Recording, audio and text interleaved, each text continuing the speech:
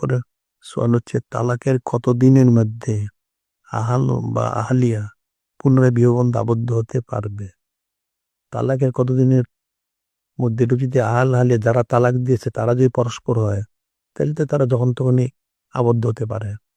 এক তালাক দুই তালাক হলে বাইন যদি হয়, এক তালাক রেজি যদি হয় তাহলে তার বিবাহ দৌড়াইতে হবে না।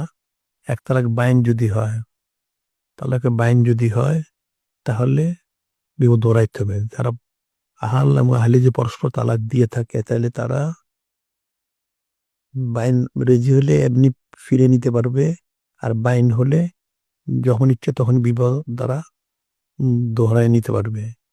আর তিন তালাক দিলে তার নেওয়ার কোনো সুযোগ থাকে না, হাত্তা তানকা জাওজান গয়রাহ।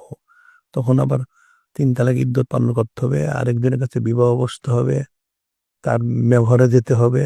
এরপরে যদি আবার ইদ্যত পালন করে, সে তালাক দেয়, ইদ্যত পালন করে, তারপরে প্রথম স্বামীর কাছে আসতে পারবে, এছাড়া আসতে পারবে না। যদি আর যে কেউ তালাক দিলে, আহাল তালাক দিলে সে তালাক দিয়ে অন্য বিবাহ সে করতে পারবে। আর যদি আহলিয়া তালাক প্রাপ্ত হয় তাকে ইদ্যত পালন করতে হবে, ইদ্যতের শেষে অন্যথা বিবাহ বসতে পারবে।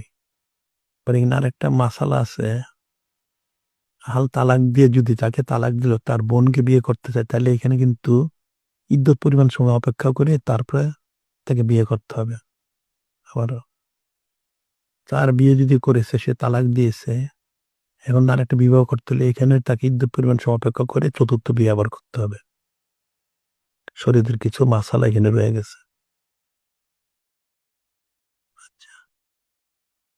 আচ্ছা, আহলিয়ার আর তালাক দেওয়ার ক্ষমতা শরীয়ত সম্মত কিনা এটা আগেই বলা হয়েছে।